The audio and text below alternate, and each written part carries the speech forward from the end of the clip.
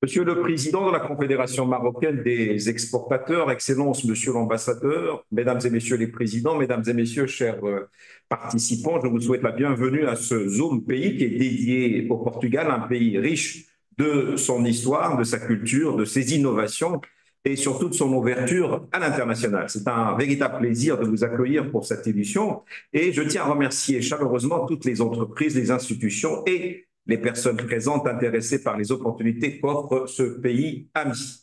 L'événement d'aujourd'hui s'inscrit pleinement dans le cadre des nombreuses initiatives menées par la SMEX et la Chambre de commerce portugaise pour la promotion des exportations marocaines, l'investissement international, et il vise à rapprocher des écosystèmes, des synergies, identifier de nouvelles perspectives de coopération. Mesdames et messieurs, membres de l'Union européenne, le Portugal occupe une place stratégique à l'extrémité occidentale de l'Europe. Sa situation géographique, ses infrastructures modernes et sa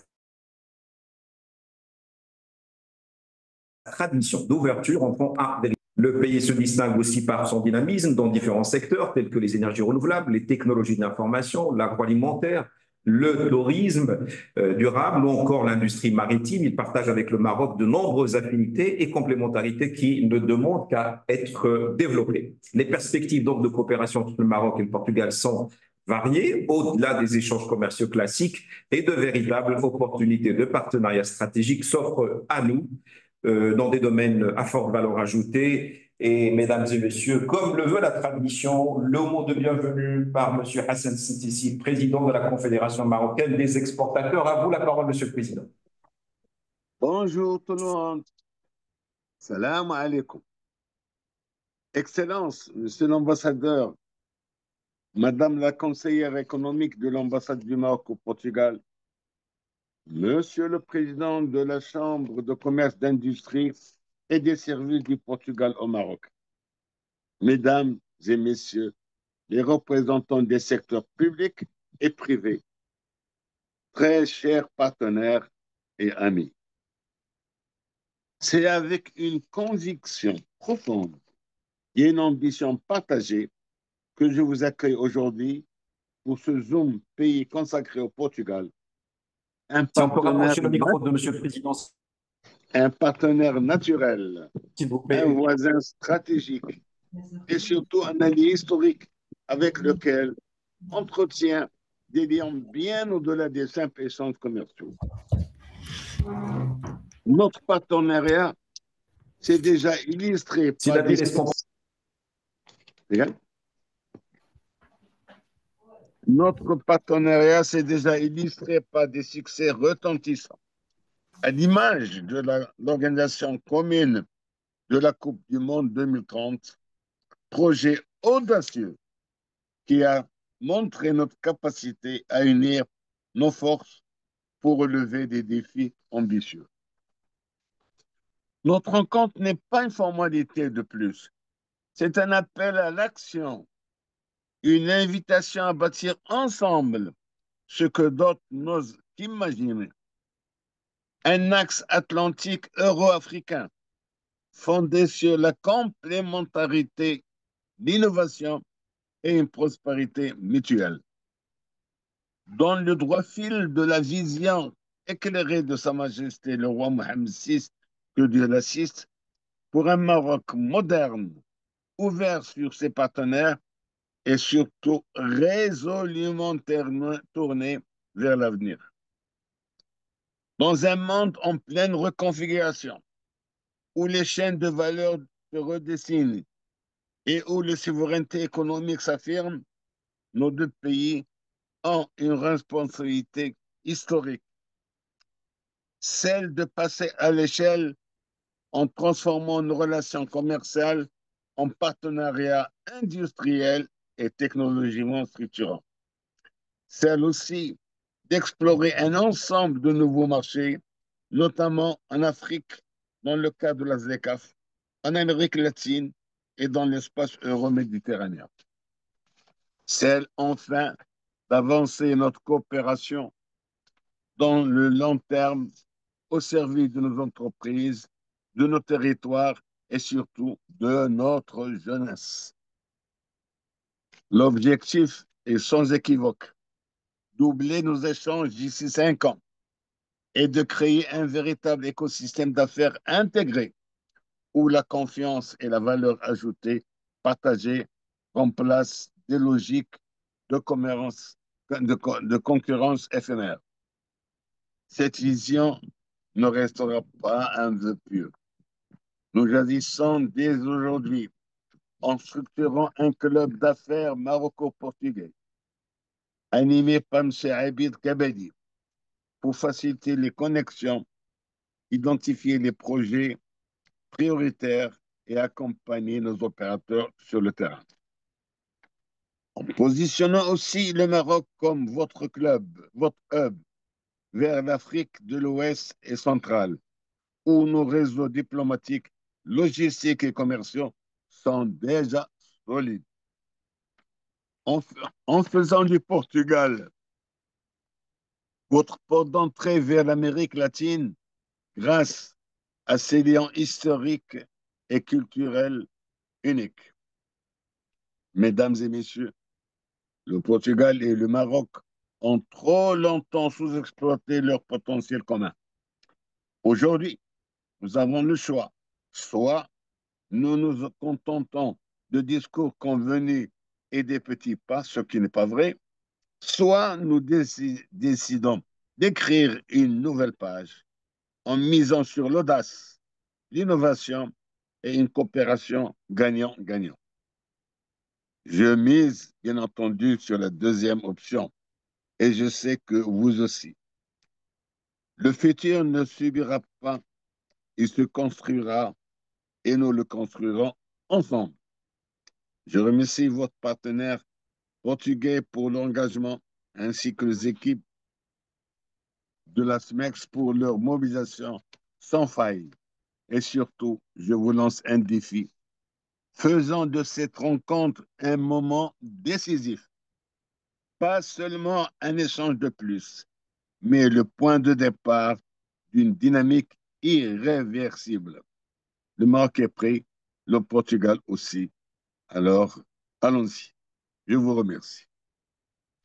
Merci beaucoup, Monsieur le Président. Désolé pour les interruptions technologiques. Effectivement, le distanciel, il a aussi ses aléas. Donc, merci d'avoir adopté une sémantique très volontariste et surtout d'ouvrir des horizons qui sont vastes. Vous avez évoqué l'Amérique latine, vous avez évoqué la ZLECAf. Effectivement, pour les opérateurs marocains et portugais, c'est des champs d'exploration qui sont très prometteurs. Et vous avez aussi annoncé quelque chose de concret, à savoir la création de clubs dont le but, le club donc Maroc-Portugal, dont le but et de renforcer davantage et de créer plus de synergie. La parole est à Monsieur l'ambassadeur. Excellence, merci d'être avec nous, Monsieur l'ambassadeur du Portugal au Maroc. Vous avez l'habitude de participer avec nous à ces dynamiques et je tiens à vous remercier encore une fois. À vous la parole. C'est la deuxième fois et avec beaucoup de plaisir. Je voudrais d'abord dire à Monsieur le Président de l'ASMEX que je partage entièrement son enthousiasme et son optimisme. C'est vraiment formidable. Et je suis aussi un peu jaloux du très beau cadre où il se trouve. C'est vraiment très beau. Il a plus de chance que nous, que sommes renfermés dans nos bureaux. Merci infiniment, Monsieur le Président. Donc, je veux d'abord beaucoup remercier l'ASMEX et la Chambre portugaise de commerce, de l'industrie et des services pour l'organisation de ce webinaire, qui serait certainement très utile. Et je vais être très court, très direct, très informel. Et je vais essayer de ne pas vous encombrer avec des chiffres. Donc, je voudrais seulement, on m'a demandé de parler un peu sur l'importance du renforcement des relations économiques entre le Portugal et le Maroc, l'importance de l'établissement de partenariats entre des hommes d'affaires portugais et marocains, aussi l'importance du renforcement de l'investissement marocain au Portugal. Et donc, je voudrais seulement vous laisser 5 facteurs que je pense sont très clairs et qui militent d'une forme tout à fait consensuelle pour ce rapprochement. Le premier, c'est bien évidemment la extraordinaire proximité géographique qui existe entre le Portugal et le Maroc. Ça, c'est un atout d'une importance fondamentale qui facilite tout le transport, les voyages, le simple fait de ne pas avoir de décalage dans les fuseaux horaires. Donc, tout ça facilite énormément. Nous savons tous que la capitale la plus proche de Lisbonne, c'est Rabat, et donc ça dit tout. Avant d'être à Rabat, j'étais en poste en Inde et je sais très bien comment vraiment la distance peut constituer un obstacle très important pour les rapports économiques. Donc, entre le Portugal et le Maroc, on n'a pas la distance, on a une extraordinaire proximité géographique. Le deuxième élément, c'est aussi la proximité, mais c'est la proximité de cœur qui existe entre Portugais et Marocains, et c'est quelque chose aussi d'absolument irréplaçable. Ça, c'est le fruit d'un long passé commun, un passé long de plus de 10 siècles. Comme nous le savons tous, les Arabes sont partis du Portugal au XIIIe siècle. Les Portugais sont restés au Maroc jusqu'à la deuxième moitié du XVIIIe siècle. Et donc, le résultat, c'est vraiment une extraordinaire entente qui existe entre Portugais et Marocains. Les Portugais se sentent au Maroc comme chez eux, je me sens comme à la maison. Je suis sûr, mon cher collègue Othman le sent aussi chez lui à Lisbonne. Et donc, ça n'a pas aussi de prix. Le fait de partager cette même fond civilisationnel, ça aide énormément. En troisième place, je pensais aussi un facteur très important, c'est la stabilité. La stabilité et la continuité qui existent dans nos deux pays.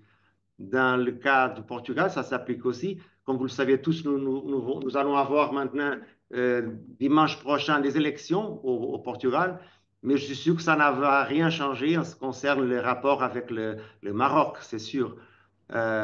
D'abord, je peux vous dire que depuis la révolution de 1974, les grandes lignes de la politique externe portugaise n'ont pas changé un millimètre. Donc, cette continuité existe malgré les élections. Disons que c'est une continuité dans l'alternance démocratique et ça, c'est très salutaire. Et comme nous le savons tous, cette stabilité existe aussi au Maroc et donc c'est un facteur très important pour ce qui est le rapprochement des relations économiques. Ce sont des éléments qui gèrent la confiance et donc sont très importants. En quatrième place, je voudrais aussi mentionner la très bonne performance économique du Portugal. Comme vous savez, le Portugal, de pair avec l'Espagne, est devenu un exemple en Europe. Et donc ça, c'est vraiment quelque chose à noter. L'économie portugaise est stable, est solide, elle ne cesse pas de croître. Et donc, c'est un facteur très important. Aussi, le même se passe avec nos transactions commerciales qui ont beaucoup monté l'année passée. Je vais citer un chiffre, 16%, c'est important. Le Maroc est devenu notre 10e marché au monde. Et donc ça, c'est vraiment aussi important. Je sais que les chiffres cette année ne sont pas si bonnes, mais je suis sûr qu'on va rattraper. Et finalement, le deuxième élément, c'est un élément très important, c'est le fait qu'on partage beaucoup d'intérêts. Les Portugais, nous les Portugais et les Marocains, nous sommes bons, très bons dans plusieurs secteurs. Nous sommes bons dans plusieurs secteurs industriels, l'automobile par exemple. Nous sommes très forts dans l'énergie, et notamment dans l'énergie renouvelable. Nous sommes très forts dans tout ce qui est les nouvelles technologies.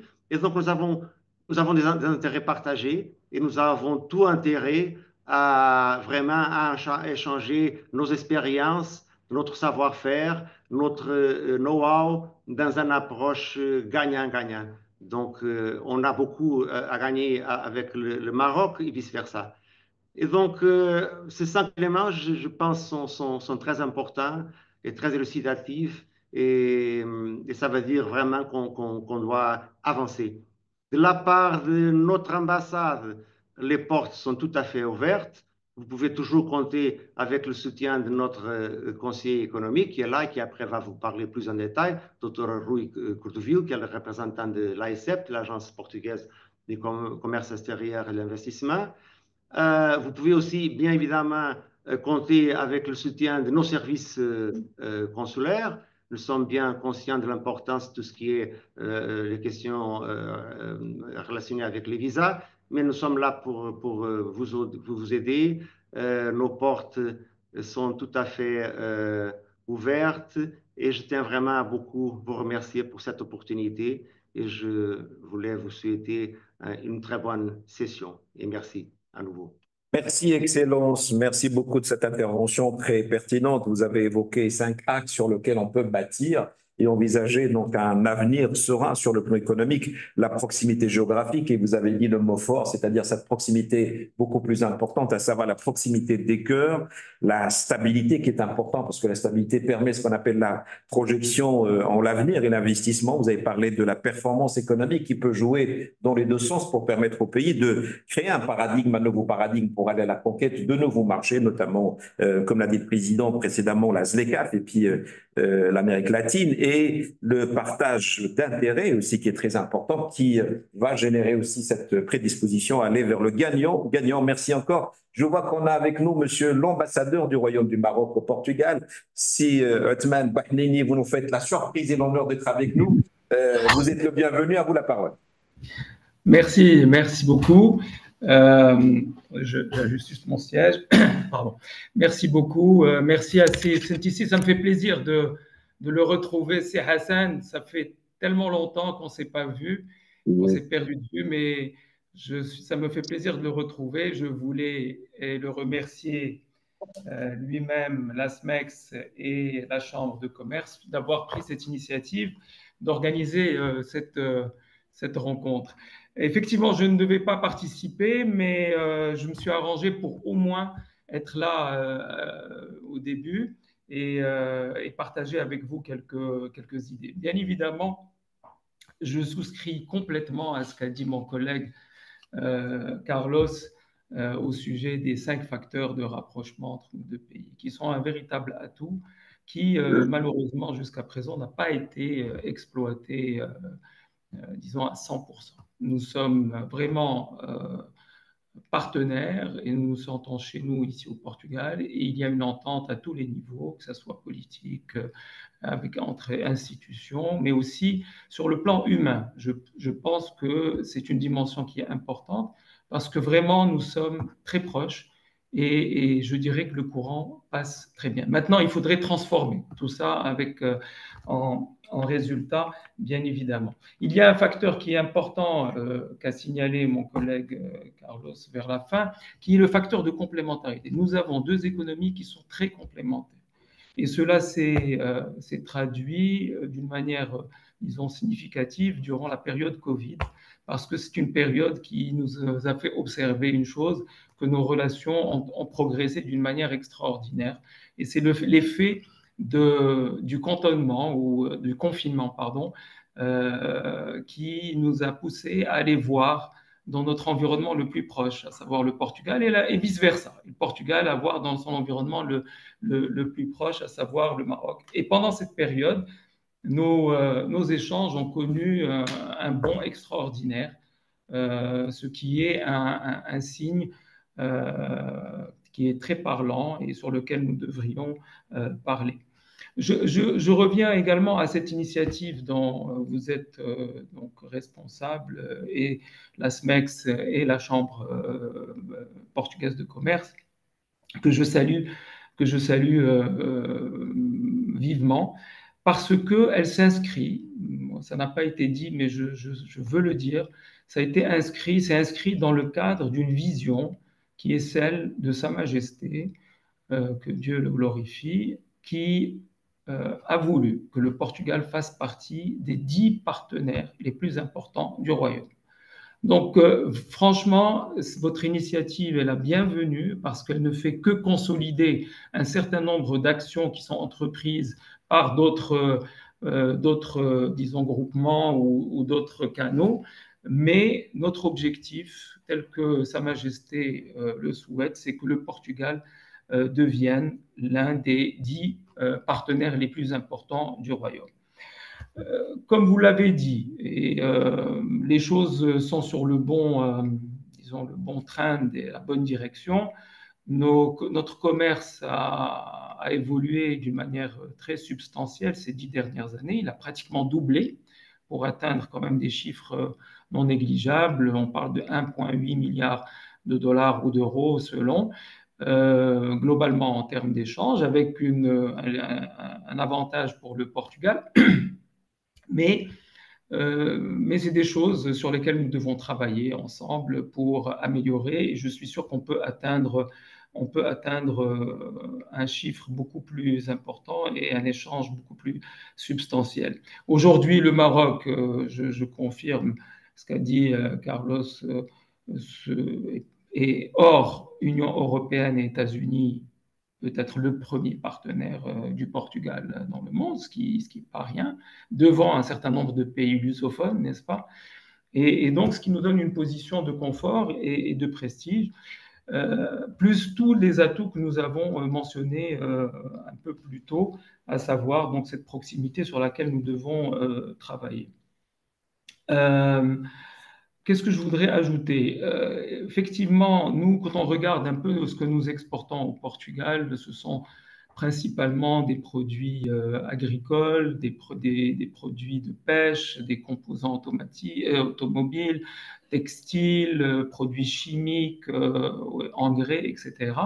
Mais je pense qu'on peut élargir. On peut élargir, on peut prospecter. Moi, ça fait bientôt 7 ans que je suis au Portugal.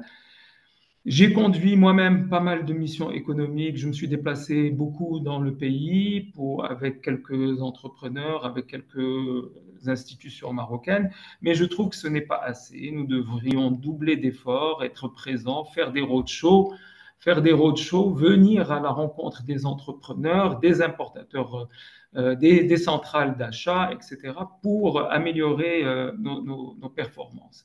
Et je pense que ça, c'est nécessaire. Et moi, j'encourage et je suis bien sûr à votre disposition pour vous accompagner, organiser et multiplier ce genre d'approche parce que nous avons remarqué, nous recevons régulièrement un certain nombre de demandes pour l'achat. Moi, je parle venant d'entreprises portugaises qui sont intéressées à acheter certains produits. Nous avons remarqué surtout, et ça je dois le signaler, un gros intérêt, une appétence pour les produits agricoles. Pourquoi je dis les produits agricoles? Ça ne veut pas dire qu'on n'exporte pas, mais ce que nous avons exporté sur le marché portugais jusqu'à présent, ce sont des produits agricoles qui passent par l'Espagne. Donc, il y a une volonté des grandes centrales d'achat et des grandes entreprises portugaises d'importer directement du Maroc. Nous avons travaillé sur ce sujet avec mes équipes pour essayer de transformer donc ce souhait en réalité. Il y a quelques difficultés sur lesquelles on peut revenir plus tard, mais je pense qu'il est important de travailler sur cet aspect. Il y a vraiment une grosse appétence pour les produits agricoles, mais directement, sans passer par les centrales d'achat espagnoles. Bien sûr, tout cela, il y a la proximité géographique pour le transport, mais j'insiste, et peut-être Carlos a souvent entendu ça, j'insiste pour l'importance d'établir une ligne maritime entre le Portugal et le Maroc, une ligne maritime qui permettra et de développer le tourisme entre nos deux pays davantage et servira pendant les périodes, disons, au courant de l'année, servira aux textiliens, servira aux exportateurs agricoles et d'autres produits. Vous savez, moi, chaque fois que je me suis rendu au nord dans une entreprise portugaise du textile qui envoie des milliers et des milliers de mètres de tissu au Maroc, ils sont obligés d'utiliser 2 chauffeurs pour qu'ils se relayent pour arriver au Maroc. Si on avait une ligne directe entre Portimao et Tanger, ils auraient besoin que d'un chauffeur et ça serait une réduction de coûts pour eux et peut-être le produit arrivera plus vite s'il évite de passer par Algeciras ou notre port qui est souvent encombré. Donc, donc la ligne est importante, la ligne maritime. Je pense qu'elle aura un effet positif sur nos échanges également. Elle aura aussi un effet positif sur les échanges de touristes qui se sont développés d'une manière... les chiffres sont vraiment très encourageants. Il y a 7 ans, on parlait de 65 000, 60 000 touristes portugais au Maroc. Aujourd'hui, nous sommes à 180 000 cette année, ce qui est quand même une augmentation importante. Donc, je pense qu'il y a un intérêt et puis un nouveau regard qui est porté par nos entreprises marocaines et nos hommes d'affaires sur le pays, qu'il faudrait accompagner, encourager, stimuler et faciliter. Et je pense qu'avec le gouvernement portugais, suite à la dernière réunion de haut niveau qui s'est tenue il y a 1 an et demi maintenant, bientôt, il y a un peu plus qu'1 an et demi, nous avons pris des résolutions importantes gouvernementales, à savoir d'établir cette ligne maritime, d'établir une interconnexion électrique qui aujourd'hui montre tout l'intérêt qu'elle porte pour les 2 pays, hein, dans un sens comme dans un autre. Et ça, ce sont des engagements importants que nous espérons réaliser avec le gouvernement qui sera mis en place après les élections de ce week-end. Voilà ce que je voulais vous dire, mais je suis à votre disposition et comme mon collègue, nous sommes là pour accompagner les entreprises, les institutions, tous les Marocains et Portugais dans un sens comme dans un autre qui souhaitent contribuer au développement de cette relation. Je vous remercie. Merci beaucoup, Excellence. Vous étiez très concret dans votre approche. Vous avez adhéré totalement donc, aux 5 leviers qui ont été évoqués, explicités par votre prédécesseur. Vous avez évoqué la centralité de ce qu'on appelle la dimension humaine, qui est le moteur sincère pour donc aller de l'avant au niveau de ce qu'on appelle la consolidation de ces relations. Et merci de nous avoir rappelé que le Portugal il fait partie des 10 premières destinations stratégiques pour le Maroc, les 10 partenaires. Donc stratégique, c'est ce que vous avez dit. Donc selon la volonté d'ailleurs de Sa Majesté le roi Mohamed VI, que Dieu l'assiste. Mesdames et messieurs, juste un aspect technique, il y a 190 entreprises qui se sont inscrites pour suivre ce débat. N'hésitez pas donc à poser vos questions et je vais céder la parole à mon ami, le président de la Chambre de commerce portugaise au Maroc.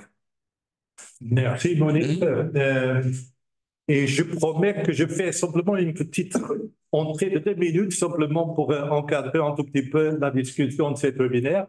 Mais tout d'abord, permettez-moi de remercier le président Santissi et ses excellences, les ambassadeurs du Portugal et du Maroc, pour votre participation à cette webinaire qu'on organise avec nos amis et partenaires fidèles de l'ASMEX depuis le temps, consacré aux opportunités d'affaires au Portugal pour les entrepreneurs et investisseurs marocains. Je ne vais pas me tarder par rapport aux atouts et les avantages de développer davantage cette partenariat qui a été très bien mentionné par soit Monsieur le Président, soit les ambassadeurs. Mais je voudrais attirer l'attention simplement à l'ère où les relations économiques entre le Maroc et le Portugal connaissent un nouveau élan. Parce que ça, comme vous avez très bien dit, commence encore à se développer davantage. Cet échange vise à mettre en lumière surtout les secteurs porteurs. Quelles sont les incitations à l'investissement aussi, ainsi que les ponts de collaboration possibles entre nos 2 pays.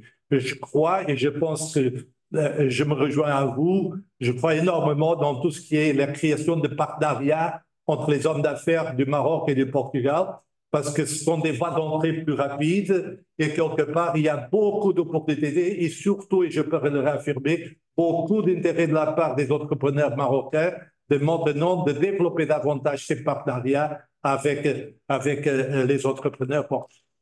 Le Portugal, bien sûr, avec sa position stratégique en Europe, sa proximité géographique, son environnement favorable aux affaires et sa forte ouverture vers les marchés internationaux, représente pas simplement une porte d'entrée vers l'Union européenne, mais ainsi que les pays lusophones. De l'autre côté, nos amis entrepreneurs marocains, qui sont toujours très dynamiques et très innovants, sont de plus en plus, et on le sent ça, et on le voit ça, tournés vers l'international et on quête de nouveaux partenariats et opportunités. Et je pense que là, le Portugal, effectivement, peut faire un matching parfait par rapport à ces objectifs.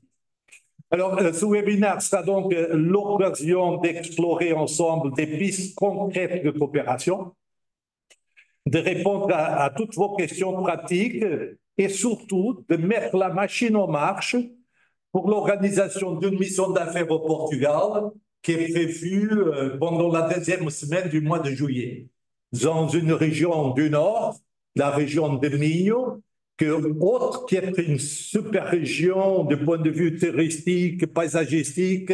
C'est une région très dynamique du point de vue des affaires. Et on aura ici une présentation faite par M. Gonçalves de l'association entrepreneuriale de Minho, qui va effectivement donner l'accent sur cela. Monsieur Rui Cordoville, conseiller économique de l'ambassade du Portugal, va nous faire une présentation sur les atouts du Maroc, de Portugal, pardon. Et voilà, et je remercie évidemment nos intervenants, nos partenaires institutionnels et participants pour votre présence et cet engagement dans cette dynamique de rapprochement économique entre le Portugal et le Maroc. Alors, merci encore et à M. Rui Cordoville maintenant de faire la présentation. Merci, José Maria. On passe à la suite de la présentation. Comme ça, je passe la présentation.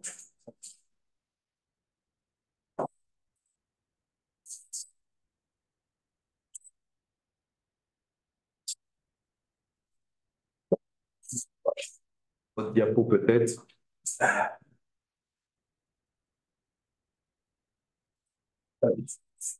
Bonjour à tous les participants. Merci beaucoup à Monsieur le Président de l'ASME pour cette invitation. Monsieur c'est toujours un grand plaisir de vous entendre parler des relations entre les deux pays. Monsieur le Président, encore une fois aussi, merci beaucoup pour votre invitation pour être là.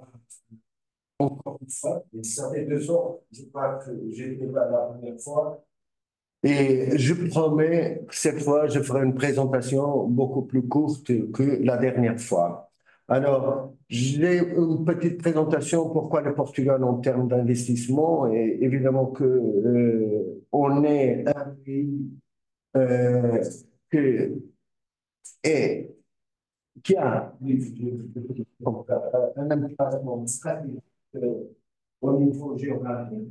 Alors, c'était ça qui a promu quand même notre aventure de plusieurs pays au monde au niveau des grands acteurs portugais.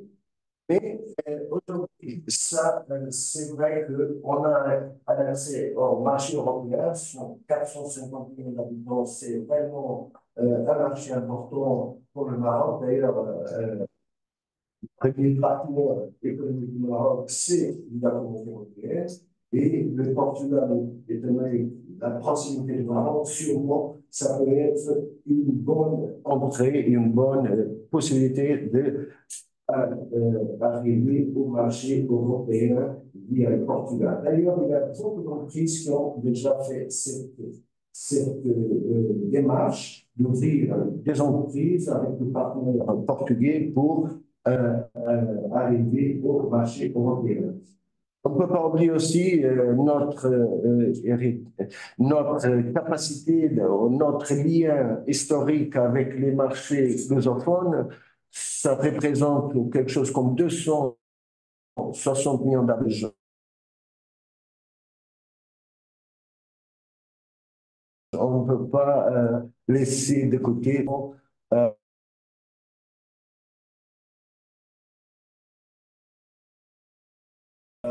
au niveau de ce pays. Bon, 186 membres fondateurs, entre autres associations. Bon, le Portugal, un autre fait important, c'est l'ouverture. C'est un pays sûr et vert.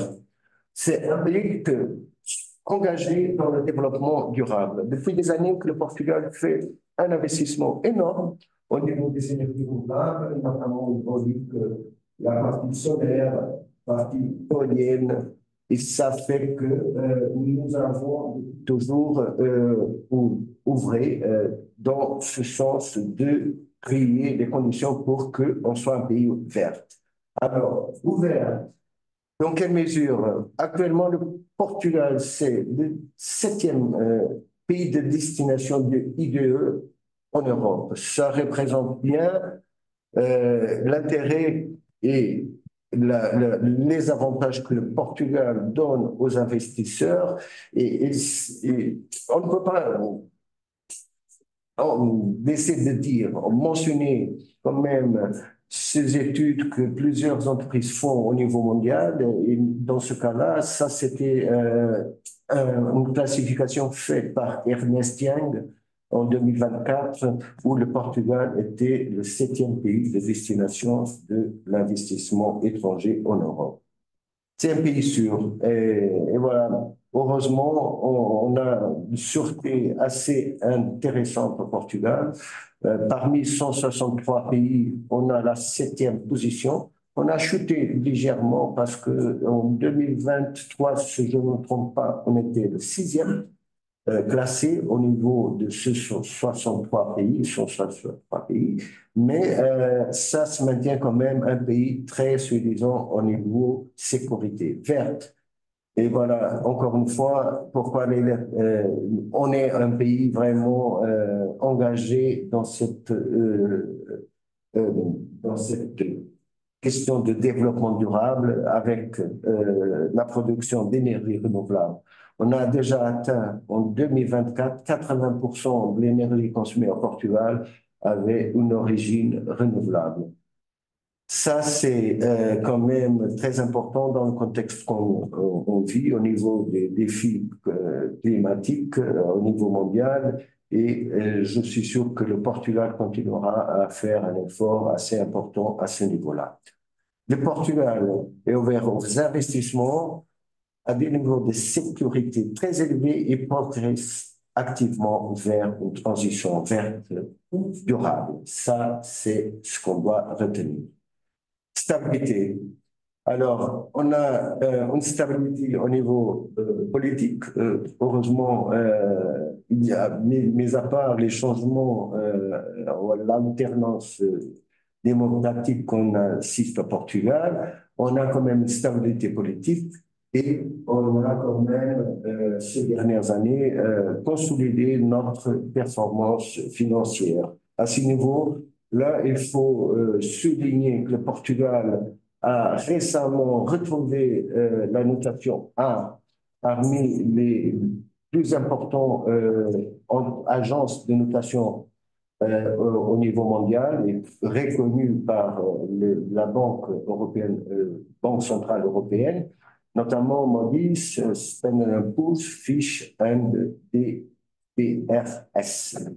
Ça c'est vraiment un achèvement très important pour le Portugal depuis la crise financière de 2008. Si je ne me trompe pas, on a perdu la classification A et après quelques années, on a réussi à retrouver cette classification bien la stabilité économique et financière de notre pays.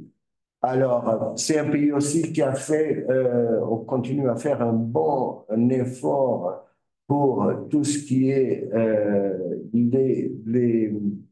les questions d'environnement social et gouvernance. Il y en a fait quand même beaucoup d'efforts à ce niveau-là et dans une classification, encore une fois, on est le 7e pays parmi 183 pays analysés à ce niveau-là. Au niveau risque de non-paiement par les entreprises, heureusement, comme on peut voir dans le map dans ce slide, donc le Portugal comme le Maroc, on est au niveau low risk dans la classification récemment faite par Against Trade. Alors, un petit aperçu économique de notre pays. la croissance du PIB, ici, c'est très intéressant de voir que les prévisions de la Communauté européenne pour 2024 étaient 0,7, la croissance du PIB, mais en réel, on a eu une croissance de 1,7. Pour cette année 2025, notre pays estime une croissance de 2,2% de notre PIB. La Communauté européenne 1,1. On va voir qui va arriver à avoir le bon chiffre, mais j'espère bien que les prévisions faites par le Parlement puissent être celles qu'on va attendre en 2025. Au niveau des croissances des exportations, un des grands piliers de notre économie, en 2024, on a eu une croissance 3,9%, et voilà, la Communauté européenne estimait une croissance 1%, et en 2025, 3,2% de croissance, c'est nos provisions. Inflation, je dirais que c'est stable, 2,6%, au niveau européen, c'était 2,4%. Au niveau de l'inflation pour 2025, les estimations sont 2,1. Disons que c'est en moyenne aussi, dans ce cas-là, avec les données de la Communauté européenne. Chômage, c'est stable aux alentours de 6,4%. Alors, ce qui est important au niveau de nos exportations, c'est qu'elles ont augmenté quand même en pourcentage de PIB, et ça, c'est important de mentionner. Actuellement, ça représente 46,6% de notre PIB, c'est-à-dire qu'il y a déjà une augmentation de 6 points de pourcentage depuis 2014. C'est-à-dire en 10 ans, le pourcentage des exportations portugaises dans le PIB, c'était 6,8%. L'objectif du gouvernement et du Portugal en général, c'est que ce pourcentage dépasse les 50% à l'horizon 2030. Au niveau des investissements étrangers, c'est très satisfaisant de constater que le stock d'investissements étrangers atteigne 200 milliards d'euros, c'est-à-dire 71% du PIB. Et par rapport, encore une fois, à 2014, il y a une augmentation de 74% de stock IDE. Et au niveau de la part du PIB, il y a une augmentation de 13%. Ça démontre bien quand même l'importance de l'investissement étranger au Portugal. Au niveau de notre commerce extérieur de biens et services, les principaux clients, évidemment, sont les pays européens, à l'exception du Royaume-Uni et États-Unis et Brésil, mais l'Espagne et la France, Allemagne sont de loin les plus importants.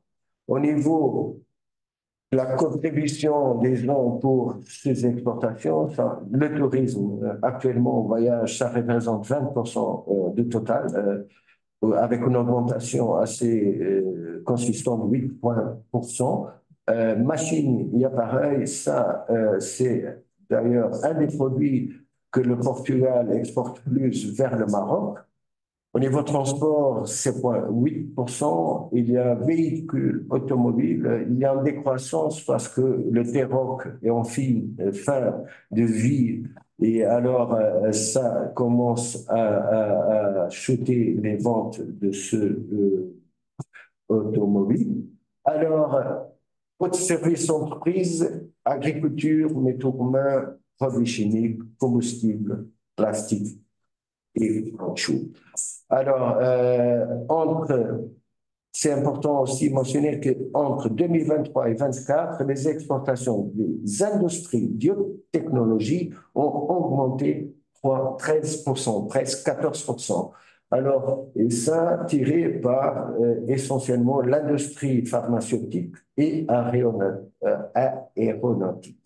Petite mention, pas petite, mais grande mention, comme l'ambassadeur a déjà mentionné, le Maroc était le 10e partenaire de destination des exportations portugaises au niveau mondial. Et ça me laisse vraiment content de vérifier qu'il y a quand même une évolution à ce niveau. Au niveau des investissements étrangers, c'est toujours important de donner une vision de qui est en train d'investir au Portugal. Alors, vous avez plusieurs projets menés par des entreprises européennes au niveau aéronautique, au niveau automobile, au niveau aérien. Il y a quand même des investissements assez consistants, pas seulement au niveau de l'industrie, mais aussi industrie, quand je veux dire, matière polymère et recyclable. C'est investissement de Repsol au Portugal, c'est très important vu le besoin qu'il y a de plus en plus de matériel, des matières recyclables qui puissent être réutilisées au niveau industriel. Vous avez aussi de côté droit deux constatations importantes investisseurs au Portugal, le cas Lufthansa et Borg Warner. Alors, ce que fait le Portugal, un lieu d'investissement unique. Alors, à ce niveau-là, qu'est-ce que fait la différence actuellement au Portugal? C'est le talent. C'est un atout clé. Le Portugal a fait quand même un grand investissement dans le développement des compétences des jeunes, de façon à avoir au Portugal quand même une capacité de développement de plusieurs technologies à tous les niveaux, type industrie, automobile, aéronautique, peu importe, il y a quand même depuis des années un grand effort à ce niveau-là. Et c'est pour ça qu'actuellement, ce domaine représente plus de 30% des étudiants au Portugal dans cette matière. En 2024, encore une fois, les données statistiques nous donnent une idée précise de ce qui se passe et pourquoi le Portugal a des avantages assez intéressants. C'est qu'au niveau des écoles d'ingénieurs, dans le top 50 européen, il y a 4 universités portugaises qui font partie de ce top 50 au niveau européen, notamment l'Université de Lisbonne, Porto, Aveiro et Minho. Dans la région de Gonçalo, évidemment, il sera content d'entendre ça. Alors, en 2024 aussi, il y a une consultation très importante, c'est la maîtrise de la langue anglaise. La communication avec les investisseurs étrangers, c'est très important. Alors, à ce niveau-là, au niveau de la maîtrise de l'anglais, le Portugal a la 6e place dans le ranking de l'éducation First. École de commerce, top 50, on a 4 écoles de commerce classées aussi dans le top 50 au niveau européen. Ça représente quand même aussi un développement au niveau gestion et administration d'entreprise, que c'est très important pour un développement économique soutenable dans le monde. Alors, votre information, le Portugal a le 3e taux de plus élevé de diplômes en ingénierie en Europe, c'est-à-dire que ça, par rapport à la population, on est le 3e pays avec le plus haut taux d'ingénieurs en Europe. Alors, aussi, infrastructure et connectivité, depuis des années qu'on a des importants ports et la partie maritime, étant donné que le Portugal est un pays tourné vers l'Atlantique, évidemment les ports portugais sont très importants pour le commerce et pour, disons, tout ce qui est et là, on a, je ne sais pas si vous le saviez, on a quand même 1, 2, 3, 4, 5, 6, 7, 8 ports Peut-être Paro va devenir, au Portimão, va devenir un port de liaison avec Tanger-Med. On aimerait bien, comme monsieur l'ambassadeur du Maroc l'a mentionné, serait très importante cette liaison. Qui sait, jusqu'à Sines, peut-être serait aussi très intéressant d'avoir cette liaison. Alors, actuellement, OK, je vais aller plus vite. Alors, pour les top destinations États-Unis, Espagne, Pays-Bas et Royaume-Uni, les grands ports européens, en plus les grands ports aux États-Unis. Alors, communication haut débit, infrastructure de communication aujourd'hui, on ne peut pas s'en passer sans avoir une bonne structure au niveau de télécommunications. Alors, le Portugal a beaucoup investi à ce niveau-là et au niveau des classifications existantes, on est quand même très bien placé et je mentionne ce données très important, 98% de notre ligne est couverte 5G. Alors, innovation, ça c'est le troisième atout que le Portugal a quand même fait pour développer son économie, ses entreprises. Et là, il y a tout un écosystème au niveau de l'innovation qui a été mis en place. Les investissements en recherche et développement ont quand même déjà un poids assez important au niveau du PIB, 1,7 en 2023. Il y a tout un investissement qui est fait au niveau de personnel que puisse développer ce recherche et développement au Portugal. Il faut aussi mentionner la demande de brevets faite par le Portugal ont augmenté 100% entre 2020 et 2024. Et ça représente bien tout ce qui est fait au niveau de l'innovation et création de nouvelles solutions produits au Portugal. Alors, au Portugal, il existe beaucoup plus que les universités. Il y a aussi beaucoup de centres de recherche et développement éparpillés partout dans le pays. Et mis à part ce centre de recherche et développement, il y a aussi tous les centres technologiques des associations sectorielles, comme c'est par exemple la métallurgie avec CENTIF, ou l'industrie des moules avec CENTIF. Alors, je termine. Et pourquoi le Portugal est le bon choix? Un petit résumé de ce que je viens de dire. On a quand même une chaîne d'approvisionnement locale assez solide et consistante au niveau recherche et développement. On est un pays de destination, de choix d'investissement étranger au niveau européen et mondial. On a quand même un pays porté par l'innovation, un réseau solide et dynamique d'entités de recherche et développement au niveau de notre pays. C'est une porte d'entrée sans doute vers l'Europe, vers les pays lusophones d'Afrique et de l'Amérique, et très connecté et court des livraisons. Le Portugal est le 7e pays le plus sûr au monde. N'oubliez pas ça, c'est très important pour les décisions d'investissement. Un réseau solide d'entreprises.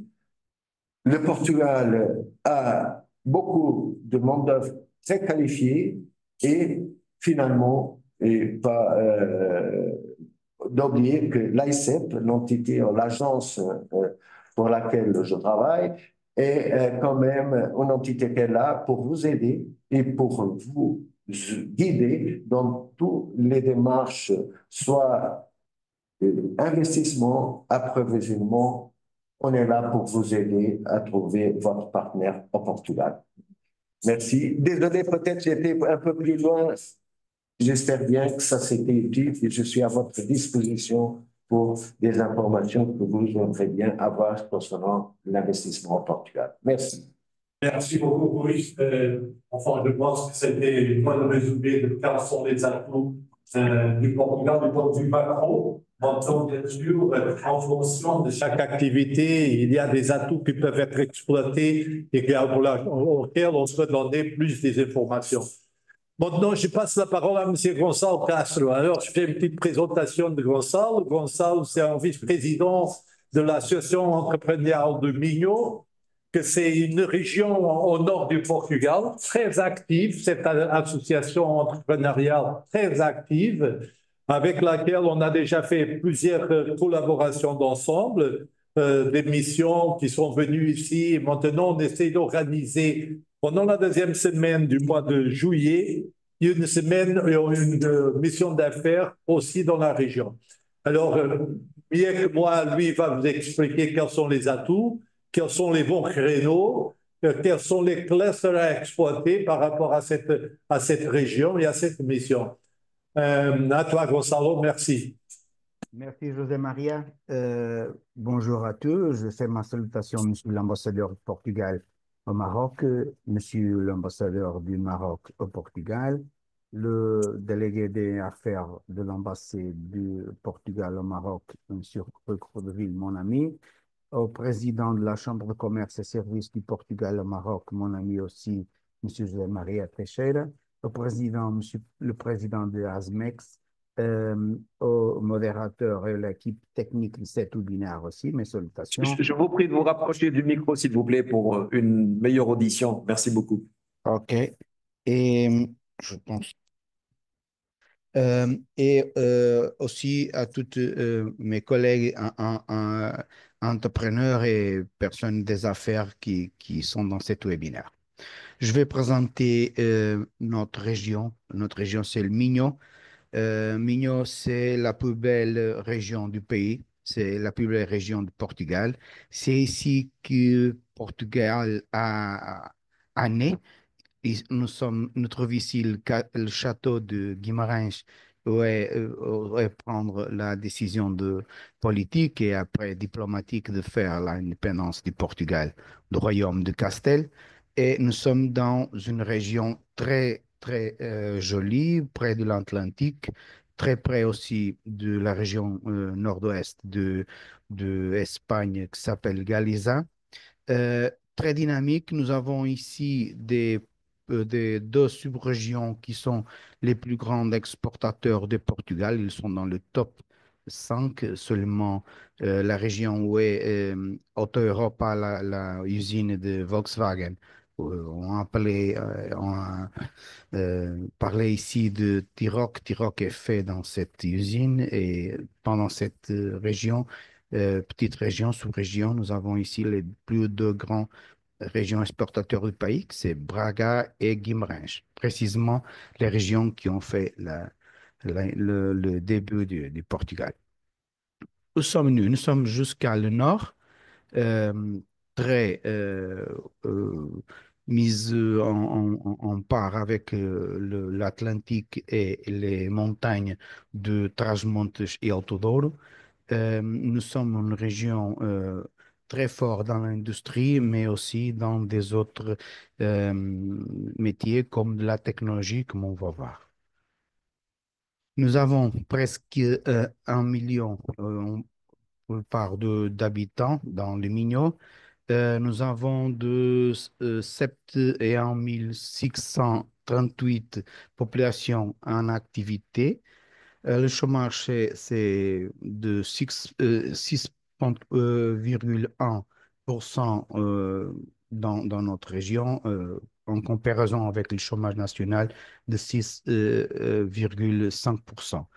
Braga a plus de... ici, c'est 20 000, mais c'est en erreur. Nous sommes en Braga, ville, nous sommes 200 000 habitants. Braga, c'est la région capitale de la région de Minho. Comme M. António Costa Silva, qui était l'ancien ministre de l'économie du gouvernement de Portugal, il a dit que le moteur de l'économie nationale, là où se concentre l'industrie, là où se trouvent les entreprises les plus exportatrices du pays, c'est vraiment dans Minho et c'est une reconnaissance de notre responsable gouvernemental de l'importance de notre région. Nous avons à peu près de 139 540 entreprises. Dans ces caractéristiques, nous avons à peu près 905% sont micro et petites entreprises. C'est en fait une petite caractéristique de notre région, mais dans cette micro et petite entreprise, on peut faire d'une vérification. Elles sont dans des groupes. Ici, il y a des groupes qui se divisent en petites entreprises euh, parce une caractéristique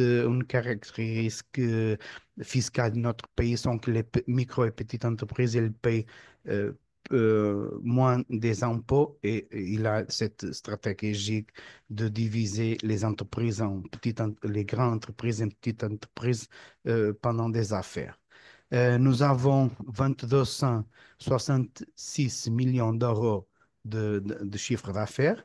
Il représente 8,3% du PIB national. En exportation, nous avons 10 762 millions d'euros, 14% de les exportations nationales. Pour une région comme la nôtre, c'est très bon et comme j'ai expliqué dans le début, nous avons ici deux des sous-régions plus exportateurs de pays. Dans l'économie, le nord, quand on parle nord, on parle Minho, la région de Porto et la région des Trás-os-Montes et Alto Douro. C'est tout qui reste de Rivière Douro pour arrive, un petit peu en bas, mais c'est visuellement dans le map du pays, vous pouvez voir comme ça. Le noir représente 68% de 78% de PIB du Nord. Le Minho représente 22% de l'économie et toute l'économie Minho et du Nord représente ce 28% de l'économie du pays. Principaux secteurs d'activité. Nous avons les industries manufacturières, l'immobilier, les services, la santé, la construction, les activités scientifiques et technologiques, les transports, l'hôtellerie et le tourisme et le commerce. Nous avons, comme avait dit très bien M. Recourdeville, quand il a caractérisé le développement de les académies et les centres de recherche et développement, nous avons beaucoup des établissements d'enseignement supérieur, 9. Nous avons des niveaux de doctorat de 10% de la population qui fait le parcours dans l'université. Nous avons presque cinq, des centres de technologie 5 et des demandes de brevets national université. Dominion, c'est le troisième classement national. Nous avons aussi des collabs qui sont des laboratoires en collaboration entre les entreprises particulières, le secteur privé et le secteur de l'académie. Dans l'innovation productive du Nord, nous avons le cluster automobile, le cluster de chaussures et mode, le cluster de la mer portugaise, le agro-food cluster sur le cluster aussi des produits tech, des productions avec la technologie, le cluster Smart Cities Portugal, où développons ici des solutions pour des Smart Cities, les clusters des plateformes ferroviaires portugaises aussi. Ici, c'est les principaux clusters qui travaillent dans notre région. L'association empresariale du Minho, c'est une association très jeune. Nous sommes fondés dans l'année 2021 et on trouve une région qui avait besoin d'une représentation de toute une région et non pas des petites associations. Et je pardonne parce que je suis un petit peu malade et je veux prendre seulement un petit d'eau, s'il vous plaît. C'est une association euh, qui est conçue pour l'avenir. Nous sommes avec le focus dans dans les entrepreneurs et dans les entreprises. Nous faisons toute notre activité basée sur son nécessité. Notre mission, c'est la promotion et défense de l'initiative des entreprises comme vecteur essentiel de développement économique, social et culturel de la région et renforcement de sa compétitivité et sa résilience. C'était un besoin que nous avons détecté parce que après le COVID-19, nous avons une situation de répartition des fonds qui viennent de l'Union européenne et on voit que notre région, c'était une région qui n'était pas très euh, mise en cible par les autorités de notre gouvernement.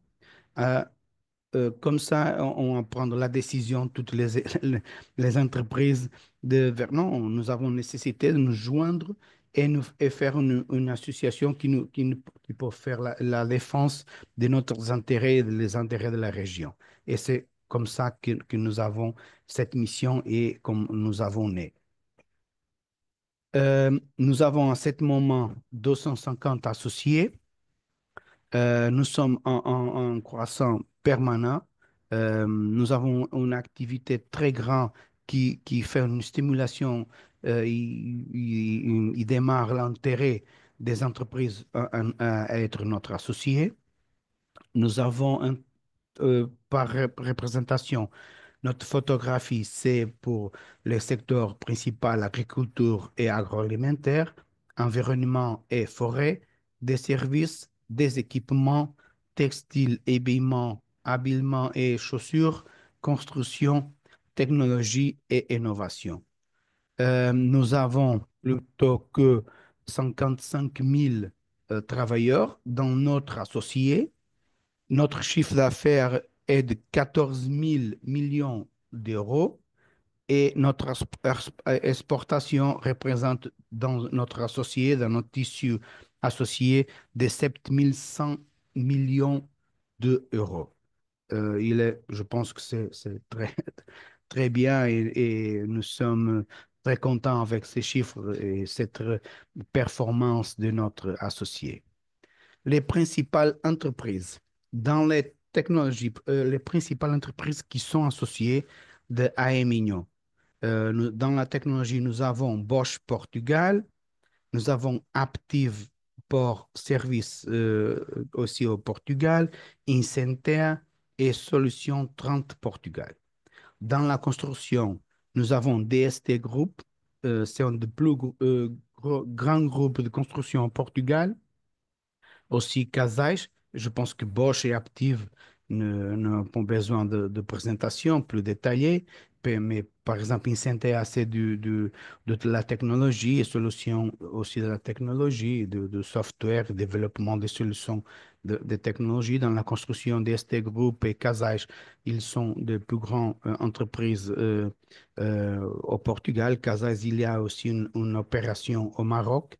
Alberto Couto Alves et MCA Group, aussi des grandes entreprises de construction et de travaux publics comme des autoroutes, etc., et des routes qu'ils font cette construction. Dans le textile, habillement et chaussures, Mondo Textile, Riopel, JF Almeida et Endotex. Ce sont des grandes entreprises aussi dans le secteur textile. Dans les équipements, nous avons Toyota, qui est au Portugal. Nous avons Toyota, c'est fabrication de véhicules et commercialisation des véhicules et des pièces pour les véhicules.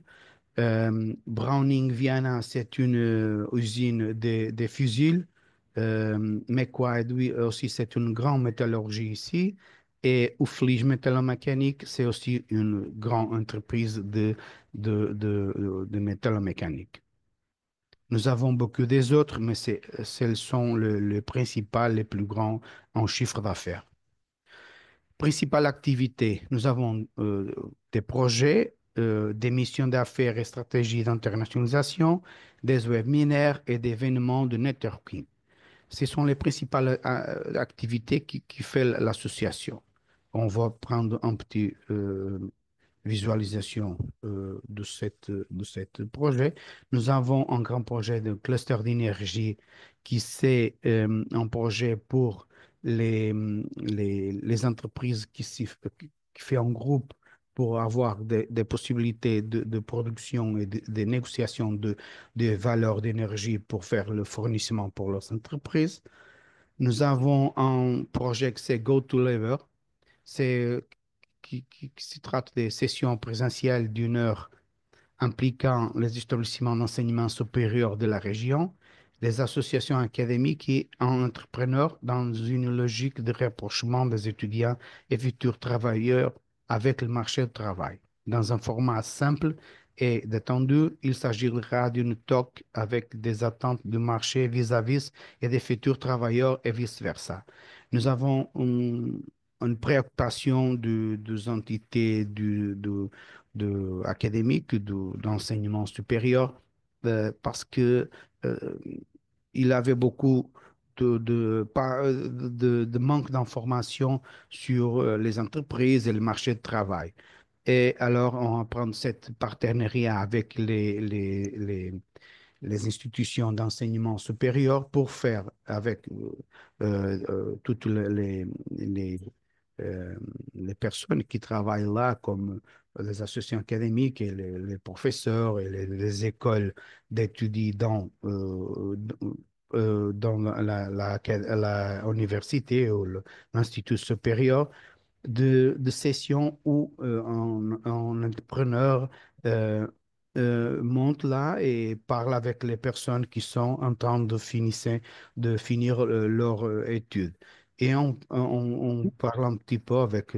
Gonçalo, si tu permets, Gonçalo, je sais que vous avez beaucoup de projets à niveau de la mission, que vous êtes une association très laborieuse et qui part en avance.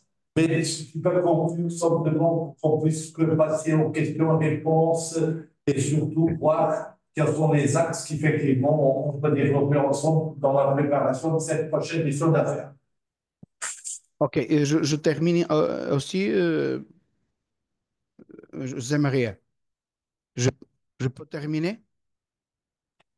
Si vous pouvez aller rapidement, parce qu'en fait, on a des questions-réponses, on a beaucoup de choses. Seulement sur notre stratégie d'affaires, notre réunion, la coopération internationale, seulement pour faire cette note, notre première mission d'affaires en 2022, elle était au Maroc.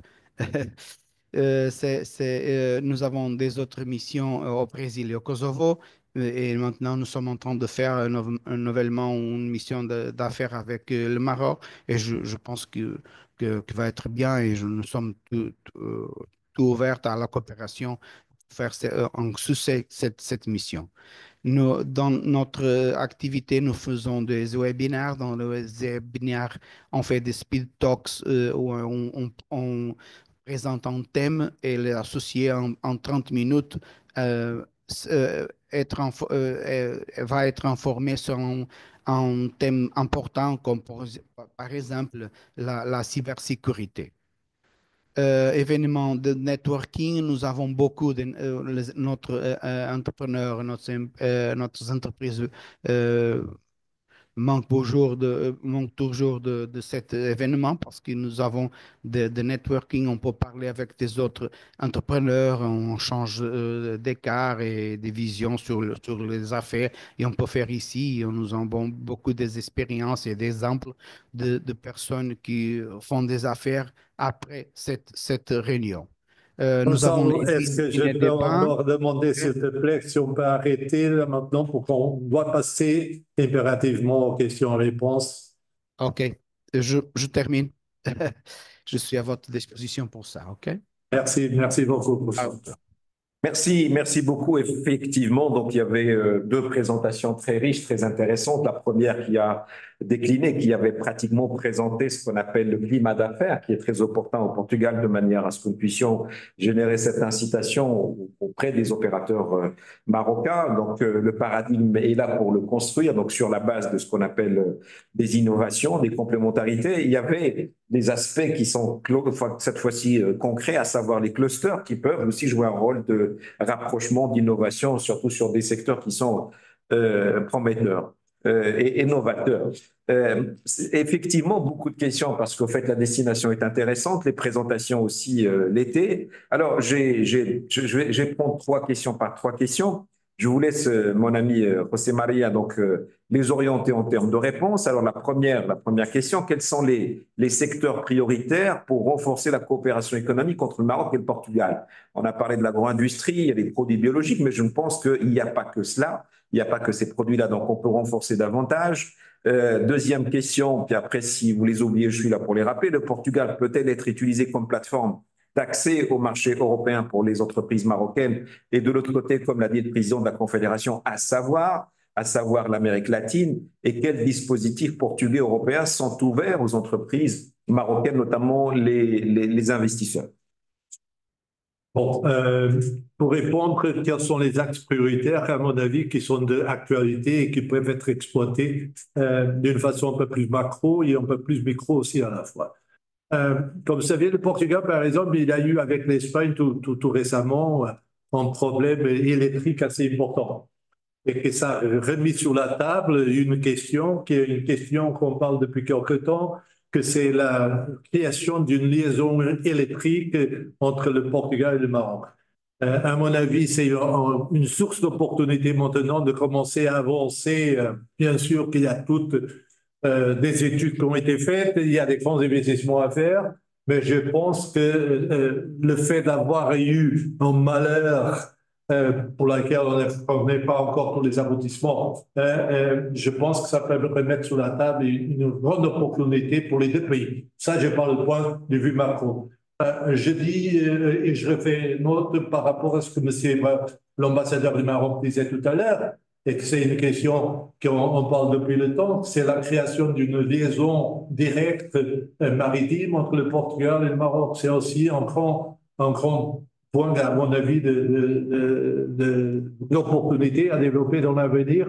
Mais là encore, on parle des grands investissements et on parle aussi, quelque part, des volontés à politique de le faire avancer le plus rapidement. De point de vue micro, c'est-à-dire de point de vue entreprise, tous les secteurs sont les bons. Bon, il y en a, si vous voulez, le Maroc et le Portugal, ils se ressemblent en beaucoup de clusters d'activités. Bien sûr, il y a quelques-uns que le Maroc il est beaucoup plus avancé que le Portugal, notamment par exemple le cluster automobile est beaucoup plus avancé, mais il y a des autres qui jouent à l'avantage du Portugal. Et ce que je crois sincèrement, c'est à partir du moment quand un entrepreneur marocain sent qu'il y a une opportunité pour capitaliser dans la proximité, dans le facteur humain, dans le facteur historique et culturel, et aussi dans la qualité-prix que représente éventuellement le Portugal, c'est de faire des visites, c'est de participer dans des missions, c'est d'aller sur place pour regarder concrètement quelles sont les opportunités et quels sont les avantages de travailler en partenariat, en sous-traitance, en tant que client, en tant que fournisseur, à exploiter. Mais effectivement, je peux dire que tous les secteurs sont les bons. Il y a ceux avec lesquels le Maroc et le Portugal travaillent déjà traditionnellement, le secteur textile, entre autres, les énergies renouvelables, c'est très important parce qu'il y a des know-how à partager, le secteur des moules, comme disait M. Rucourdeville tout à l'heure, où le Portugal joue des cartes, aussi très importantes. Il y a beaucoup d'autres secteurs. Tous les secteurs sont là. Toutes les opportunités sont bonnes. Maintenant, ce qu'il faut, c'est avoir l'ambition, avoir cette envie d'un part et d'autre d'aller davantage et commencer à créer ces ponts entre les entrepreneurs marocains et les entrepreneurs portugais. Maintenant, rappelle-moi la deuxième question. La deuxième question, c'est vrai que je vous ai vu très passionné pour répondre à la première, du coup vous avez perdu la deuxième. Le Portugal peut-elle être utilisé comme une plateforme d'accès sur le marché européen? Ça va de soi, ça va de soi. L'Amérique latine, parce qu'en fait, il y a des liaisons stratégiques entre le Portugal et les pays lusophones. Lusophones, effectivement, bon, historiquement, le Portugal et les pays lusophones, notamment en Afrique et le Brésil, les relations, comme vous venez d'imaginer, sont très fortes. Très forte à niveau de connaissance du pays, très forte à niveau humain aussi à la fois, très forte contre les hommes d'affaires. Alors, pour ceux qui ont les ambitions, et on parlait tout à l'heure avec mes amis d'Asbex, tous ceux qui ont l'ambition effectivement de regarder les pays lusophones, je pense que là, le Portugal, je peux jouer davantage, je peux aider davantage à rentrer dans ces marchés. Et au contraire, je pourrais aussi, et c'est une chose qu'on met en avant, chaque fois qu'on parle avec les entrepreneurs portugais, c'est aussi à eux, entrepreneurs portugais, d'utiliser le Maroc pour aller vers les pays du Sud, là où le Maroc commence à jouer des cartes, notamment au niveau de l'Afrique francophone. Ça, c'est très important. Et mettre les deux avantages sur la balance, ça joue là un rôle fondamental et additionnel qui, quelque part, peut être exploité. Il y a de plus en plus aussi des investisseurs marocains qui sont dans le private equity, etc., et qui regardent aussi des opportunités pour l'internationalisation, pour les investissements auprès des entreprises portugaises. Parfait. Il y avait cette question, c'était la troisième, les dispositifs portugais qui sont mis à la disposition des investisseurs exportateurs marocains. On peut rentrer dans le détail. Bien sûr, il y a comme premier point d'entrée la SNEX et la Chambre qui jouent un rôle très important de mise en relation. Mais après, je pense qu'il y a des dispositifs qui sont spécifiques, qui sont là pour soutenir les entreprises afin d'exporter ou de s'implanter. Bon, je laisse à Hugo Deville donner plus de détails par rapport à ça, mais effectivement, il en a. Il ne faut pas qu'il dépasse. Non, 2 minutes. C'est très simple. Au Portugal, on a effectivement des entités spécialisées dans l'accompagnement et l'appui aux investisseurs qui désirent connaître un peu plus le Portugal. On a 2 entités pour cet effet. Une, c'est l'IAPMEI. La division se fait comment? C'est le seuil d'investissement. Tous les projets au plus de 25 millions d'euros, c'est notre agence à l'AICEP que fait l'accompagnement de A à Z. C'est un guichet unique et on accompagne dans tout le processus d'investissement des investisseurs. Tous les projets au-dessus de 25 millions, c'est notre entité qui s'appelle IAPMEI. C'est l'Institut des petites et moyennes entreprises qui a quand même une expertise assez importante dans l'appui au développement des petites et moyennes entreprises. Alors, ce sont des visions différentes, mais complémentaires, évidemment. On travaille tous ensemble dans l'esprit d'aider le développement des investissements, des échanges avec nos partenaires. Parfait, merci beaucoup. La question qui était tout à l'heure posée, à savoir la problématique de la logistique, parce qu'au fait, il faut réfléchir aussi si nous voulons développer davantage de flux. Dans les deux sens, la problématique de la ligne maritime ou peut-être d'autres solutions. Qu'est-ce que vous en pensez? Donc, est-ce qu'il y a des réflexions dans ce sens-là? Alors, en ce qui concerne la ligne maritime, je pense que c'est un sujet de grande actualité. À un moment donné, c'était vraiment de grande actualité, notamment à l'époque du Covid, parce que ça jouait quelque part une alternance. Après, il y en a eu des difficultés de mise en place du point de vue du côté plutôt portugais, mais je pense qu'effectivement, il faut avancer. Je pense que la volonté commence à être démontrée de la part, pas simplement des opérateurs, mais aussi des autorités, de cette volonté de mettre en place quelque chose assez rapidement. Maintenant, du point de vue logistique, bon, la logistique au Portugal, elle a eu un accent très fort depuis des années. C'est-à-dire, on a des gros opérateurs logistiques sur le Portugal qui ont tendance à consolider, soit au Portugal, soit en Espagne, le marché ibérique. C'est-à-dire, ils font la logistique pour le marché ibérique, pas simplement. Il y a facilité de transport maintenant en ce qui concerne le Maroc, avec des transports routiers assez fluides, assez rodés aussi à la fois. Mais effectivement, ça pourrait être amélioré si effectivement on peut mettre en place cette ligne maritime entre le Portugal et le Maroc. Ça pourrait être un avantage. Parfait. Je vais profiter de la présence de notre ami qui représente une belle région, d'ailleurs, du Portugal, parce qu'il y a une question, il y a ce qu'on appelle les incitations qui peuvent provenir de l'État, mais il y a aussi les incitations qui peuvent provenir des régions. Les régions elles-mêmes, ils ont une forme d'autonomie, c'est-à-dire en termes de gestion de leurs priorités, de financement, etc. Est-ce que votre région peut proposer ce qu'on appelle des soutiens divers au niveau, par exemple, du foncier, au niveau du financement? Est-ce que ces modèles existent aussi au Portugal? Merci, j'espère que vous avez entendu ma question. Oui, oui, merci. Ici au Portugal, les régions n'ont pas de l'autonomie pour ça. Nous sommes avec un modèle d'administration régionale basé dans les mairies et les mairies font la gestion d'un territoire. Ils n'ont pas beaucoup d'autonomie pour prendre des grands financements et des grandes solutions, mais il fait un grand effort. Un de ces grands efforts qu'il fait, c'est de la vente de terrain pour la construction industrielle à une valeur symbolique seulement pour faire cette installation des industries. S'il y a un projet qui doit être mis sur les mairies, et les mairies font leur approbation. Il y a une solution des impôts centrales sur les territoires de baisse densité populationnelle où les impôts sont plus basses. Par exemple, au milieu régions comme Braga, comme Guimarães, comme Barcelos, Famalicão, ils ne sont pas prévus dans cette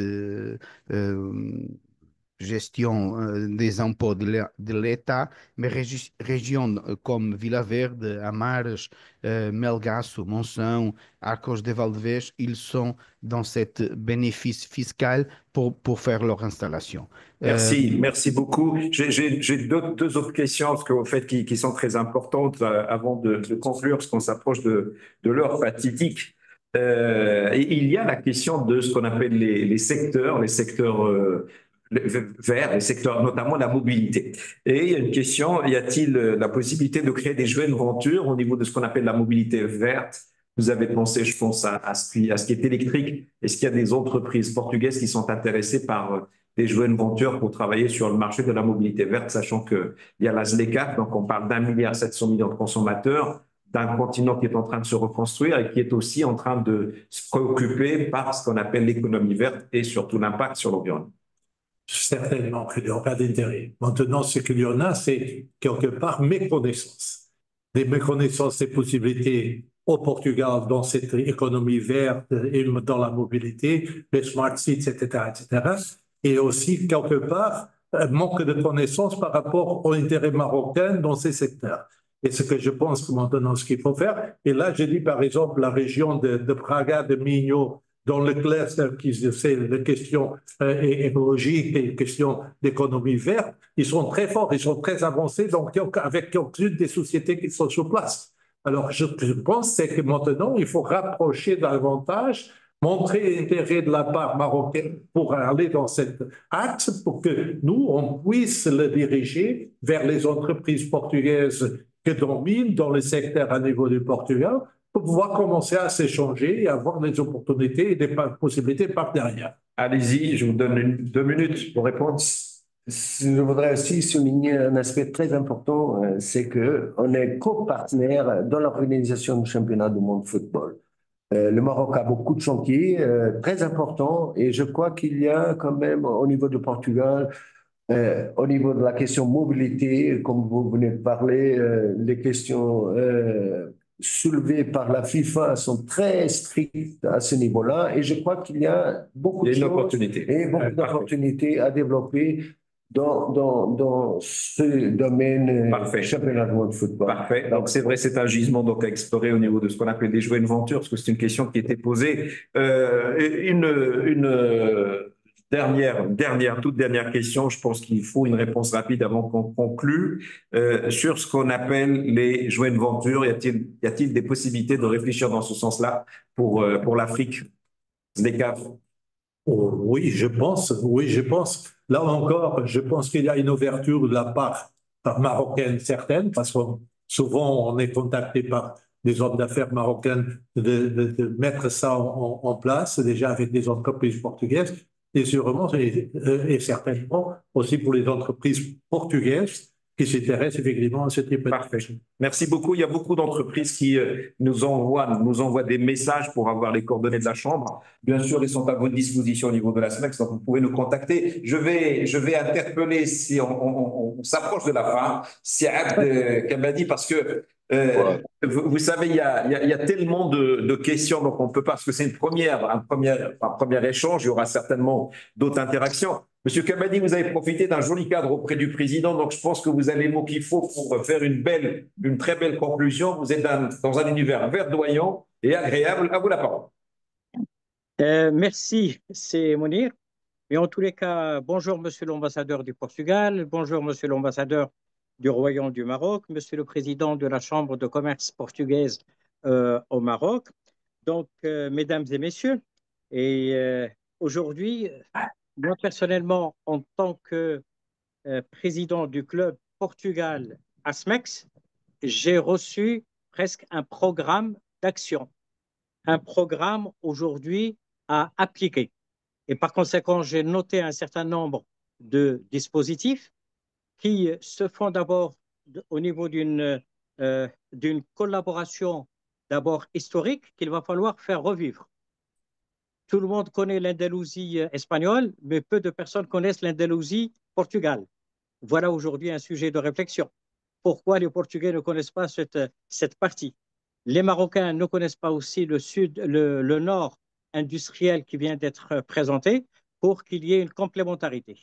Donc, mon club, que je vais essayer qu'il soit le club qui va recevoir l'ensemble des personnes intéressées, que ce soit des Portugais au Maroc ou des Marocains au Maroc pour le Portugal. Donc, c'est un club ouvert avec une collaboration avec la Chambre de commerce. Dernièrement, on a esquivé un certain nombre des points qu'on va développer rapidement dans un plan d'action. Et le plan d'action, il va être présenté d'ici une semaine en réunissant le club, les membres, des personnes qui vont s'inscrire. Et j'espère que parmi les 190 personnes présentes, il y a de nombreuses personnes qui vont s'inscrire à partir d'aujourd'hui. Nous sommes aujourd'hui dans un club qui est inscrit dans une dynamique d'action. Il a des objectifs et ces objectifs, ils vont être mesurés et mesurables, voire sanctionnables. Et par conséquent, nous voulons aujourd'hui créer, promouvoir le Made in Morocco comme le Made in Portugal, mais d'autres Made, pourquoi pas? Parce que nous sommes dans un dans une économie mondialisée. Aujourd'hui, nous voulons créer un réseau d'entrepreneuriat intéressés par le marché du Portugal, mais aussi un marché des Portugais intéressés par le Maroc, qui l'utiliseraient demain soit pour le marché local, soit pour aller vers d'autres marchés, notamment en profitant des traités de libre-échange que le Maroc a signés. Et surtout, aujourd'hui, la ZLECAf, comme tu as rappelé, Mounir, tout à l'heure, qui nous permet aujourd'hui d'atteindre 1,3 milliard de consommateurs. Nous sommes là pour pousser les entreprises à se certifier, à être normalisées, à être labellisées, de telle façon à ce qu'ils respectent aujourd'hui les normes de pays cible qui est le Portugal. Nous sommes là aussi pour promouvoir notre artisanat mutuellement, parce que nous avons des artisanats du Maroc qui ressemblent énormément au Portugal et vice-versa. Nous avons aussi un art culinaire qu'il ne faudrait pas aujourd'hui oublier. Nous sommes aujourd'hui en train de mettre en place, c'est d'abord la connaissance du producteur, dont tout à l'heure, monsieur, donc la région de Nilio regorge, mais nous voulons connaître aujourd'hui les circuits de distribution et le consommateur. Nous souhaitons aujourd'hui respecter aussi les droits du consommateur. Et tout à l'heure, monsieur l'ambassadeur avait parlé 3 fois des centrales d'achat.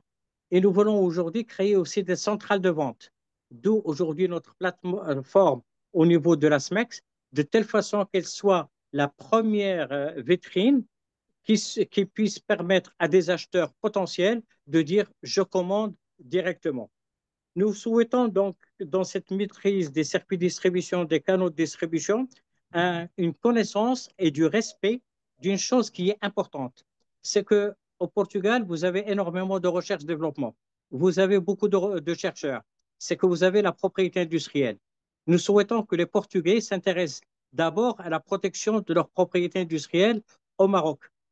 Comme nous, on doit aussi s'intéresser à la protection de la propriété industrielle au Portugal, parce qu'aujourd'hui, c'est très bien d'exporter, mais il faut exporter avec une marque. La marque va comporter le Made in Morocco. Il ne faudrait pas que demain, il y ait une perturbation à cause du non-respect de la marque en la déposant, parce que chaque pays a ses règles. Aujourd'hui, nous sommes dans une dynamique de compréhension, de collaboration entre producteurs, distributeurs, pour satisfaire le consommateur. Le producteur, on peut aujourd'hui faire des études de marché en commun. Vous avez présenté un certain nombre d'éléments qui vont nous intéresser. Il faut aussi qu'on puisse demain s'adapter au goût et aux conditions et au cahier de charge du consommateur, du distributeur. Il faudrait absolument qu'on ajuste aujourd'hui de notre façon d'attaquer le marché portugais, parce que nous n'avons pas aussi la maîtrise de la langue. Autant que nous maîtrisons le français ou l'espagnol, il va falloir qu'on fasse un effort à ce niveau-là. Donc, les relations bilatérales entre producteurs et distributeurs, ça va être parmi les priorités de notre club, dans l'intérêt commun des deux pays, des trois pays, parce qu'aujourd'hui, on va vers la Coupe du Monde. L'Espagne va être partie prenante. Automatiquement, il va y avoir la complémentarité. Vous avez parlé tout à l'heure des joint ventures, Sémonir. On peut faire des joint ventures pas uniquement au niveau distribution. On peut faire des joint ventures au niveau de production. Vous produisez énormément de brevets. Il y a des brevets qui vont rester dans les cartons. Ben, mettons-les aujourd'hui à la disposition de nos ingénieurs au Maroc ou de nos ingénieurs en commun au Portugal. Exploitons-les pour qu'on puisse en commun aller attaquer les marchés, que ce soit locaux ou internationaux. Une collaboration sur les résultats de la recherche-développement donnerait une dimension extraordinaire pour rentrer dans les nouvelles ères des nouveaux produits qui sont imposés par la nouvelle dynamique internationale. Il faut qu'on promeut le tourisme. Nous avons aujourd'hui 180 000 touristes portugais qui viennent au Maroc. Nous voulons aussi qu'il y ait autant de Marocains qui découvrent le Portugal. Parce que découvrir en tant que touriste, demain on va découvrir les producteurs, demain on va découvrir le distributeur, demain on va découvrir aussi les consommateurs. Nous avons aujourd'hui un intérêt à ce qu'on s'approprie notre histoire commune. Nous avons de l'histoire commune, ce qui a été rappelé tout à l'heure par monsieur l'ambassadeur de Portugal au Maroc, comme l'ambassadeur du Maroc au Portugal. Nous avons tant de choses à nous partager, à faire revivre, et qui sont aujourd'hui une propriété immatérielle commune. Je ne voudrais pas rester longtemps. Il faudrait qu'il y ait un suivi, une évaluation et une sorte d'ajustement des stratégies. Ces stratégies, on doit les inscrire comme une entreprise, une start-up. Il faut qu'on soit agile. Il faut qu'on puisse réagir en fonction de la concurrence mondiale qui est en train d'aiguiser ses armes. Donc, on va mettre en place des indicateurs de performance, évaluer les résultats économiques, planifier à court, moyen et long terme, parce que la prochaine mission qui est programmée en juillet, elle sera la bienvenue. Et c'est que nous avons des dates. 2025, nous avons 2030, nous avons 2035, nous avons des échéances. Aujourd'hui, la collaboration au niveau universitaire est pour nous très importante. Recevoir nos étudiants, faire des échanges. Pourquoi? Parce qu'un étudiant formé au Portugal, surtout dans le domaine technique, ben, il réfléchira toujours à penser à commander portugais. Réfléchissons dans le domaine de la santé. Donc, on peut partager nos compétences surtout au niveau des clusters. Donc, je fais appel aux membres de la SMEX de participer à notre club. Nous appelons les membres de la Chambre de commerce portugaise et je remercie son président ici présent pour sa disponibilité parce qu'il faudrait absolument valoriser cet actif qui est à notre disposition. Donc, il faudrait qu'il y ait un nouveau regard croisé entre nos deux pays parce que nous avons beaucoup à gagner, nous avons beaucoup à démontrer au monde parce que le monde attend aujourd'hui qu'on développe cette relation parce que nous partageons une partie de la Méditerranée, nous partageons une partie de l'Atlantique et surtout nous partageons une histoire commune. Et je vous remercie. Merci beaucoup, Sika Badi. J'avais raison de dire que vous êtes bien inspiré parce que le cadre et la proximité du président vous ont donné beaucoup d'idées. Je vois que il a un programme sincèrement ambitieux de travail. Donc, j'invite les entreprises à s'y inscrire.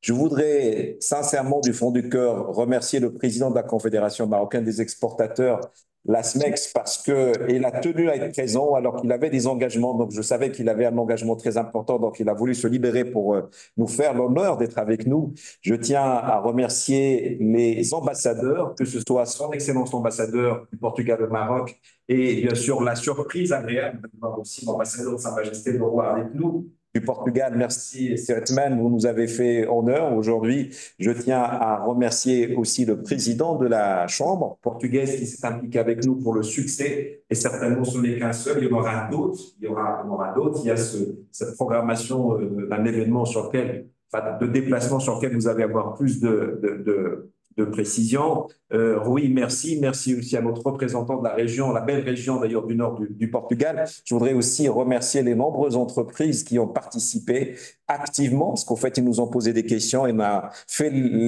j'espère qu'on a répondu suffisamment. Sinon, donc, il y aura, comme je l'ai dit, d'autres occasions. Merci à vous toutes et tous. Je vous souhaite une agréable fin de journée et à très bientôt. Merci, merci.